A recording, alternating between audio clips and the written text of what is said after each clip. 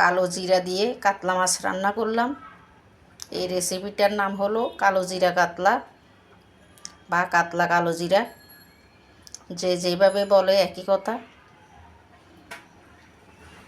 তো আমি সাথে 2-1 টুকরা আলুও দিলাম। আপনারা চাইলে আলু না দিলেও পারবেন, এমনি মাছ দিয়ে কালো জিরা দিয়ে ঝোল করতে পারবেন। কালো জিরাটা শরীরের জন্য অনেক দরকারি, তাই কালো জিরা মাঝে মাঝে খাওয়া দরকার।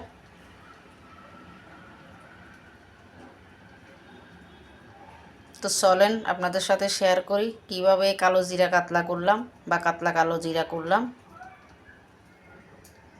চলেন আসেন সবাই মিলে একসাথে রান্না করি।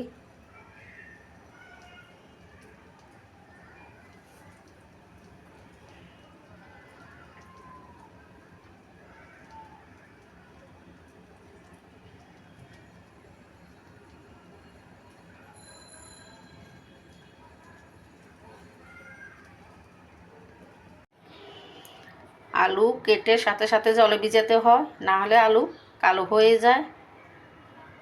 আলুতে কষ আছে। শুকনো কড়াইতে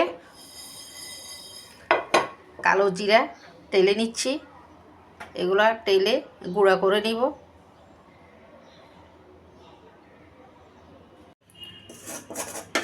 আলু সব কিছু দিয়ে কষিয়ে নিলাম।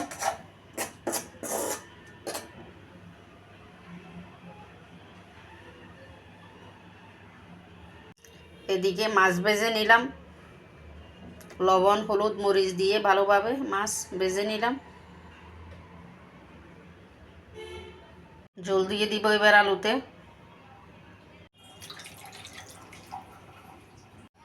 দিয়ে দিচ্ছি ভেজে রাখা মাছ। তরকারি মোটামুটি হয়ে আসছে।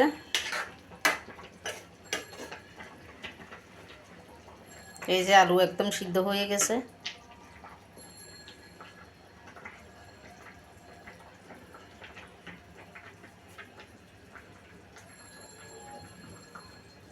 দিয়ে দিচ্ছি তেলে রাখা কালো জিরাগুলো গুঁড়ো করে রাখলাম।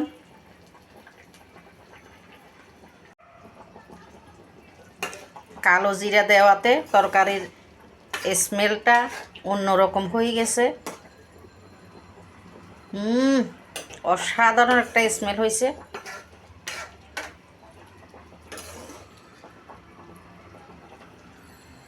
লবণ দেখে নিচ্ছি, ঠিক আছে লবণ। কালো জিরার সাথে সাদা জিরাও গুঁড়া করে নিলাম, একসাথে দিয়ে দিলাম কালো জিরার গুঁড়া আর সাদা জিরার গুঁড়া। এই কালো জিরাটা কিন্তু আমাদের শরীরের জন্য অনেক দরকারি, চুলের জন্যও দরকারি, চুলের জন্য অনেক উপকারী কালো জিরা। তাই মাঝে মাঝে কালো জিরা খাওয়া দরকার। তো হয়ে গেল আমাদের কালো জিরা কাতলা। এই রেসিপিটার নামই হলো কালো জিরা কাতলা, মানে কালো জিরা দিয়ে কাতলা রান্না করা। আলু দিলে দিবেন, না দিলে নাই। কেউ আলু দেয় না, কেউ এমনি মাছ দিয়ে কালো জিরা দিয়ে রান্না করে। আমি দিলাম, আপনারা না দিলেও পারেন। শুধু কালো জিরার মাছ দিয়ে এভাবে ঝোল করতে পারবেন,